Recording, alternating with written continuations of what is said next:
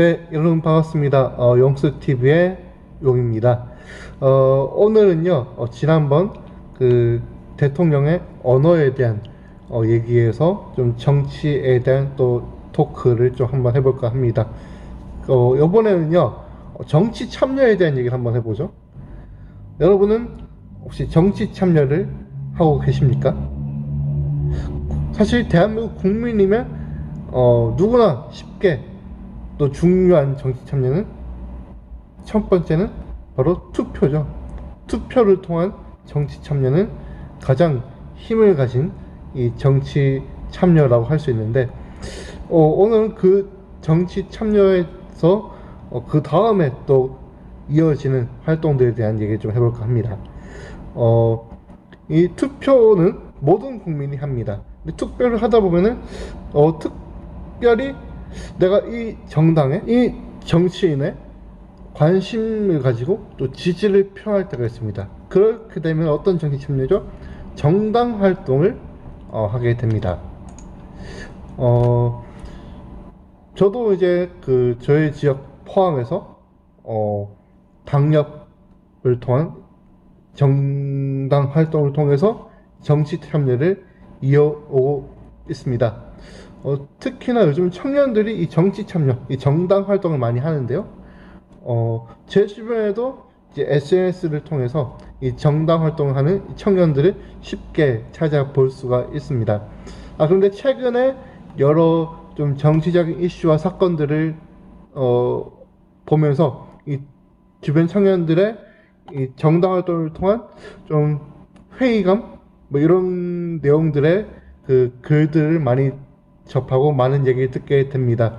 그러면서 저 또한 여러 생각이 듭니다.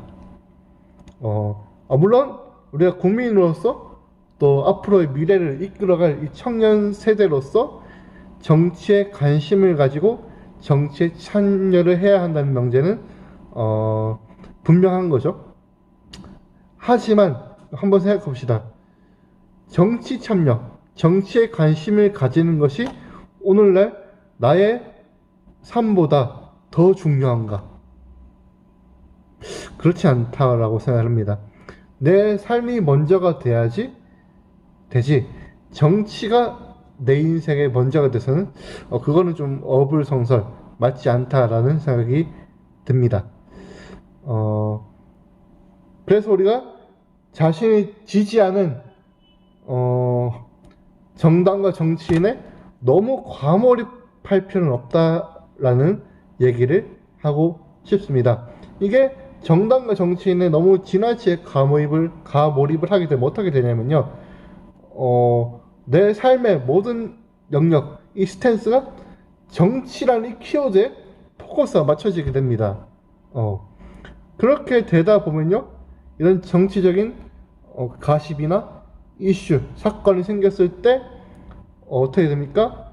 스스로가 패닉에 빠지게 됩니다. 실제로 저희 아버지께서 그 이번 대선 때 그 이재명 후보를 지지를 했었습니다. 민주당 쪽 지지했었는데요. 근데 지지를 하시다가 이제 윤석열 대통령이 당선이 됐죠. 매일 이제 이재명 후보 또 민주당과 관련된 유튜버를 이렇게 찾아서 보실 정도로 관심을 가졌는데 본인이 원치 않는 대로 이 대통령이 당선이 되니까 한 일주일 정도 패닉에 빠져서 우울증 증상을 보이셨습니다.